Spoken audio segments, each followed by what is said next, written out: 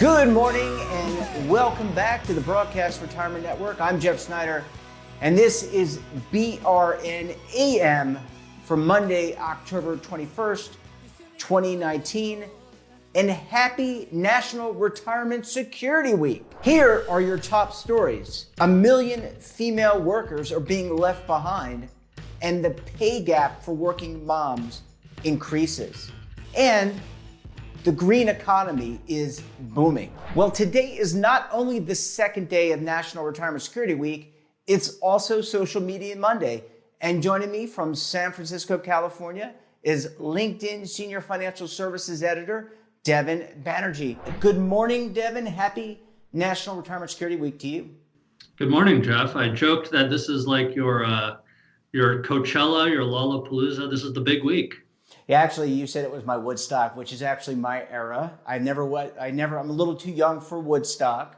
But yeah, this is a big week. And you know, on this network, Devin, retirement and financial security are every day for all of us here on the network. But yes, this is a big week, and we should all be celebrating how to save for retirement. So, you know, you are curating the pages of, virtual pages, that is, of LinkedIn. What's top of mind for you during this very important and auspicious week?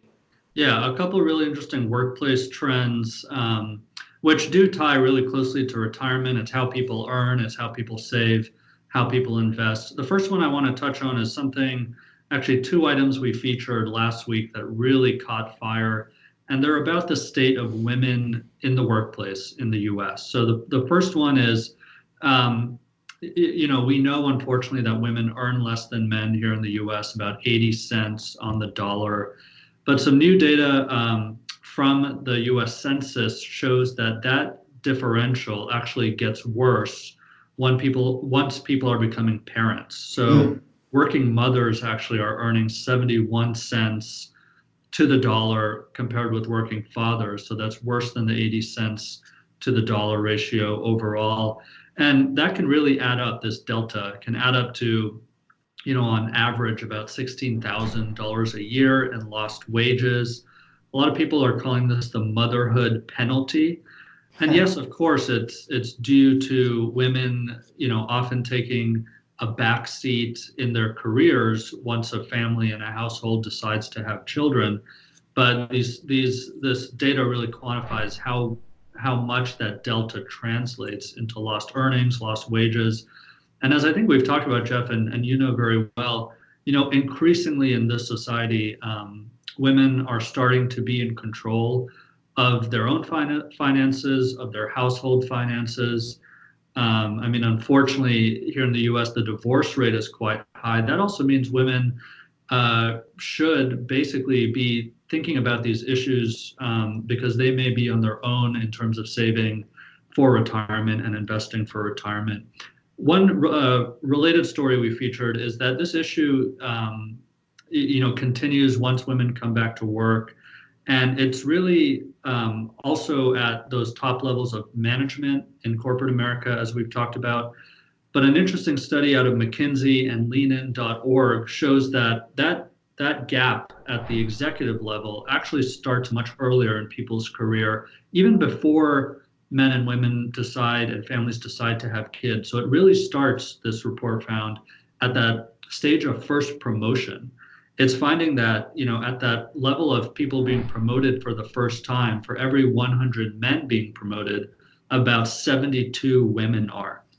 And so, these researchers are calling this the broken rung on that ladder, of advancement in corporate America, where at the high end, there's about a 62 to 38% differential for male executives and female executives. But they're finding that really starts at that first promotion level. So all in all, unfortunately, kind of a bleak look at the state of women in corporate America. And as I said at the top, I think this really does relate to how over half of our population is earning and therefore can budget and save for a lot of things in life, including retirement. Yeah, what struck out to me is what you just said. I mean, all of it made a lot of sense. And I think it's a great way to kick off National Retirement Security Week because we want everyone to be secure, including working moms, working dads, people who are not married, everyone to be secure. But what really pointed out when you said to me there was a $16,000 difference, I think, between men and women at certain levels in terms of wages. And I'm thinking about the power of that money put away, set aside to grow in retirement so that people can achieve their financial objectives. That would be so meaningful. And I got to tell you, Devin, the more I think about this retirement issue, and we don't have a lot of time, unfortunately, in this segment, maybe it's something we can talk about on the podcast and in future segments, it's less of a retirement opportunity issue and more of a wage stagnation issue that really impacts people's abilities to be financially secure.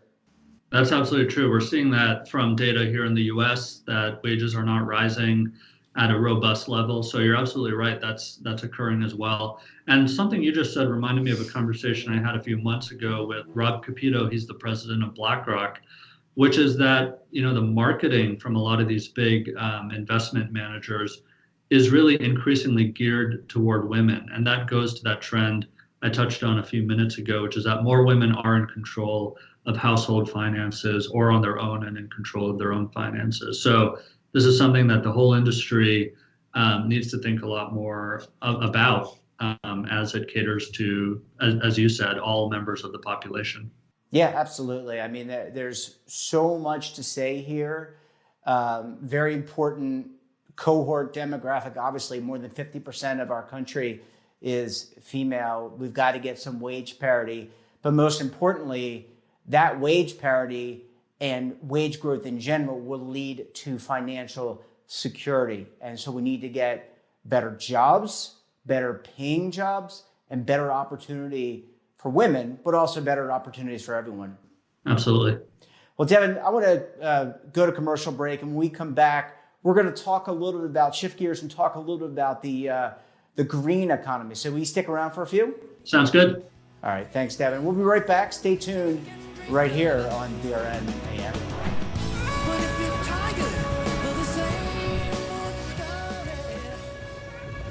Imagine a new television network that will make you richer, healthier, and in control of your financial future.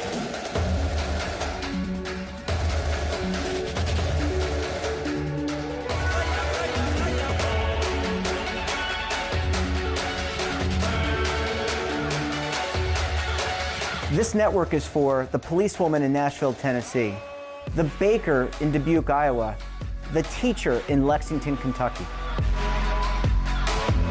We want to make the idea of savings and retirement culturally relevant. But what do you see as a defining issue of the midterms? Especially for the smaller businesses. I mean, they are the lifeblood of the American economy.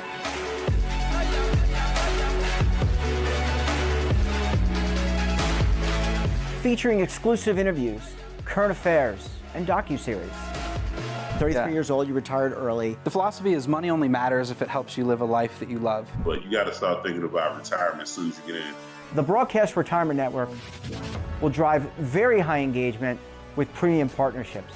So this isn't retirement and savings for your parents or grandparents. This is for all Americans. And we're going to change the way you think about money.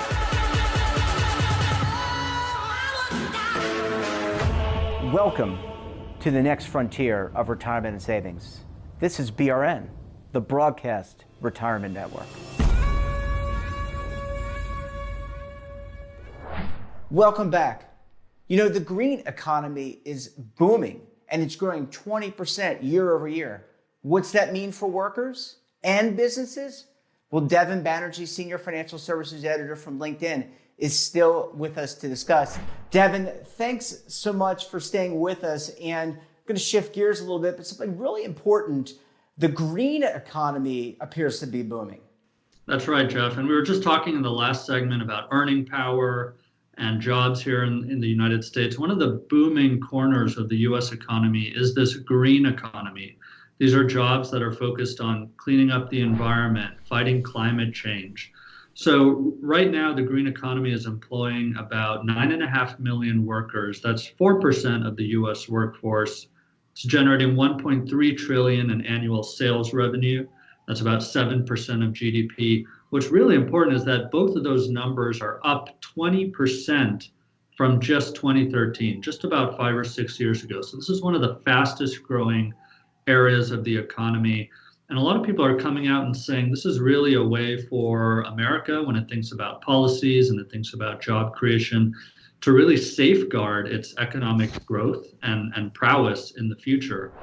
And so these are jobs like wind turbine technicians, solar panel installation folks, of course, researchers and policymakers as well. And the Bureau of Labor Statistics here in the US says that these jobs, specifically wind turbine technicians and solar panel installers, will actually be the fastest growing occupations over the next decade. That's according to BLS. Now, what is also interesting in this conversation we featured is some people are coming out and noting that that data I mentioned at the top of this segment is actually being tracked by the University College London, not the US. That's because the BLS here in the US, because of budget cuts, actually stopped measuring this information, stopped surveying companies about these jobs in 2013. Yeah. So a lot of people are coming out and saying that despite what different administrations here in the US think about green jobs and the green economy, it's still growing at double-digit rates, and it's something we should track and as I said, kind of safeguard for US economic growth into the future. Yeah, you've talked about this issue about how younger workers want to work for a company that they're passionate about the corporate culture. The corporate culture is something they can believe in. You know, I know you also cover pensions, endowments, and foundations, and as do I. And you see that the trend of environmental, social, and governance in terms of including those funds is increasing, including those screens in the selection of funds is increasing.